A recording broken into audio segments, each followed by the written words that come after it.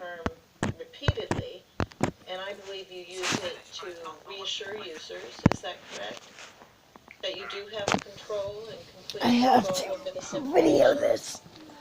Well, Senator, this is how the service works. I swear he's got The somebody core in thing his that ear Facebook giving him is, answers that all of our because services, this is WhatsApp, just a Instagram, joke. Messenger.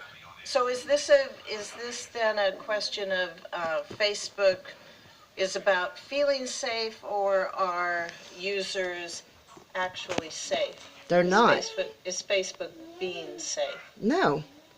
Senator, I think Facebook is safe. I use it, and my family uses it, and all the people I love and care about use it all the time. Yeah, because you pay them These to. controls are not just to make people feel safe, it's actually what people want in the product. The reality is that when you, just think about how you use this yourself. You don't want to share, like you take a photo, you're not going to always send that to the same people. Sometimes you're going to want to text it to one person. Sometimes you might send it to a group. I bet you have a page. You'll probably want to put some stuff out there publicly so you can communicate with your constituents. There are all these different groups of people that someone might want to connect with, and those controls are very important in practice for the operation of the service, not just to build trust, although I think that providing people with control also does that, but actually in order to make it so that people can fulfill their goals with the service. Senator Gould. Thank you. Thank you, Chairman Grassley. Thank you, Mr. Zuckerberg, for joining us today. I think the whole reason we're having this hearing is because of a tension between two basic principles you've laid out. First, you've said about the data that users post on Facebook, you control and own the data that you put on Facebook. You've said some very positive, optimistic things about privacy and data ownership. He doesn't even look to be drinking that water. I've been watching him drink this water, and it doesn't even look like he's drinking it. Generated $40 billion in ad revenue last year by targeting ads.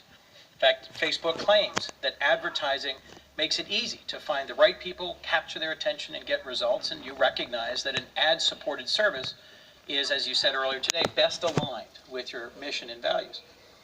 But the reality is there's a lot of examples where ad targeting has led to results that I think we would all disagree with or dislike or would concern us. Yep. You've already admitted that Facebook's own ad tools allowed Russians to target users, voters, based on racist or anti-Muslim or anti-immigrant views, and that may have played a significant role in an election here in the United States. Just today, Time magazine posted a story saying that wildlife traffickers are continuing to use Facebook tools to advertise illegal sales of protected animal parts. And I am left questioning whether your ad targeting tools would allow other concerning practices, like diet pill manufacturers targeting teenagers who are struggling with their weight, or allowing a liquor distributor to target alcoholics, or a gambling organization to target those with gambling problems. I'll give you one concrete example I'm sure you're familiar with. ProPublica back in 2016 highlighted that Facebook lets advertisers exclude users by race in real estate advertising. There was a way that you could say that this particular ad, I only want to be seen by white folks, not by people of color, and that clearly violates fair housing laws and our basic sense of fairness in the United States. And you promptly announced that that was a bad idea. You were going to change the tools, and that you would build a new system to spot and reject discriminatory ads that violate our commitment to fair housing. And yet a year later, a follow-up story by ProPublica said that those changes hadn't fully been made, and it was still possible to target housing advertisement in a way that was racially discriminatory. And my concern is that this practice of making bold and engaging promises about changes in practices, and then the reality of how Facebook has operated in the real world, are in persistent tension. Several different senators have asked earlier today about the 2011 FTC consent decree that required Facebook to better protect users' privacy. And there are a whole series of examples where there have been things brought to your attention where Facebook has apologized and has said we're going to change our practices and our policies. But then they don't. And yet there doesn't seem to have been as much follow-up as would be called for. At the end of the day, policies aren't worth the paper they're written on if Facebook doesn't enforce them. That's right. And I'll close with a question that's really rooted in an experience I had today as an avid Facebook user. I woke up this morning and was notified by a whole group of friends across the country asking if I had a new family or if there was a fake Facebook post of Chris Coons. I went to the one they suggested. It had a different middle initial than mine. And there's my picture with Senator Dan Sullivan's family. Same schools I went to, but a whole lot of Russian friends. Dan Sullivan's got a very attractive family, by the way. Keep that for the record there, Mr. Chairman. The friends who brought this to my attention included people I went to law school with in Hawaii and our own Attorney General in the state of Delaware. And fortunately, I've got, great folks who work in my office. Logan! To their attention. They pushed Come, Facebook and it was taken down by dumbass, midday. move, cat. But I'm left Pardon my wondering about language, what happens to brother. I Delawareans repent who for don't that. have these resources. It's still possible to Sorry. find Russian trolls operating on the platform. Hate groups thrive in some areas of Facebook, even though your policies prohibit hate speech and you've taken strong steps against extremism and terrorists. But is a Delawarean who's not in the Senate going to get the same sort of quick response? I've already gotten input from other friends who say they've had trouble getting a positive response when they've brought to Facebook's attention a page that's Facebook frankly, is ridiculous. clearly It should violative be of basic taken down. principles. My core question is, isn't it Facebook's job to better protect its users? Yeah, but and they why do you don't. shift the burden to users to flag inappropriate content and make sure it's taken down? Yep. Senator, there are a number of important points in there, and I think it's clear that this is an area, content policy enforcement, that we need to do a lot better on over time. The history of how we got Sorry here for the is we background started noise. off, My little one's on. in my dorm room, On with the not a lot of resources and not having the AI technology gonna to be leave able to that in. proactively identify a lot of Sorry. this stuff. So just because of the sheer volume of content, the main way that this works today is that people report things to us, and then we have our team review that. And as I said before, by the end of this year, we're going to have more than 20,000 people at the company working on security and content review because this is important. Oh, yeah, right. Over time, we're going to shift increasingly to I think this guy behind him is where telling more of him this what to content say is flagged telepathically. upfront by AI tools that we develop. Honestly, We've that's my... prioritized the most important my types of thinking, content because that he's- we can build AI tools for today, like Look at his terror-related eyes. content, where I mentioned Look. earlier that Watch his our eyes. systems that we deploy, we are taking down 99% of the ISIS and Al Qaeda related content that we take down before a person even flags them to us. If we fast forward, He's 5 or 10 trying years, so I think we're hard gonna not have to more open AI his mouth. technology that can I do that in more swear. areas. This guy And is speaking I think for we need him. to get there as soon as possible, which is why we're investing in it. I couldn't agree more. I just think we Just can't wait 5 years to watch his get eyes. housing discrimination and personally offensive material out of Facebook. Thank you. I agree. Senator Sayers. Thank you, Mr. Chairman. Mr. Zuckerberg, thanks for being here. At current pace, you're due to be done with first round of questioning by about 1 a.m., so congratulations. I like Chris Coons a lot, with his own family or with Dan Sullivan's family. Both are great photos. I'm going to ask a similar set of questions from the other side, maybe.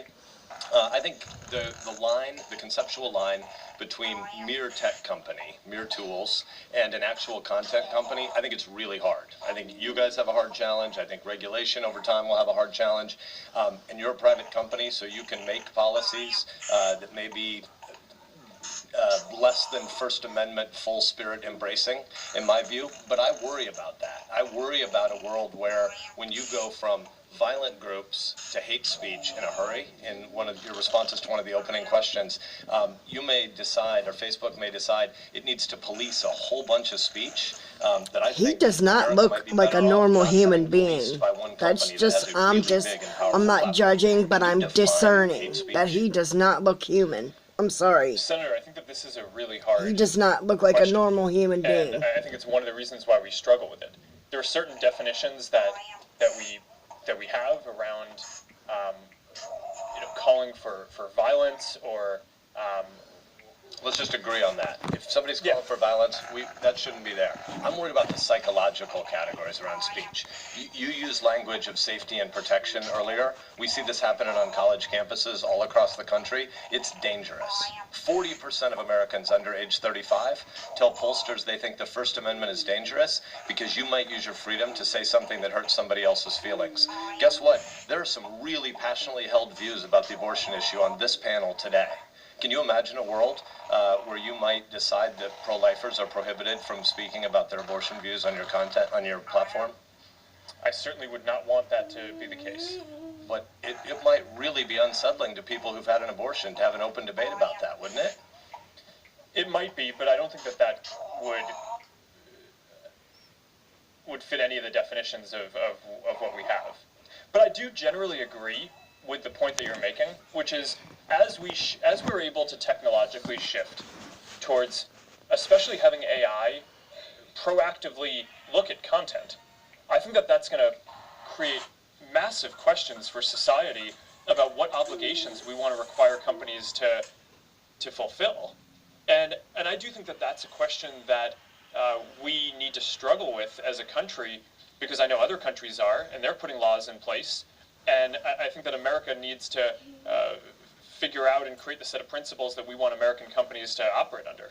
Thanks. I wouldn't want you to leave here today and think there's sort of a unified view in the Congress that you should be moving toward policing more and more and more speech. I think violence has no place on your platform.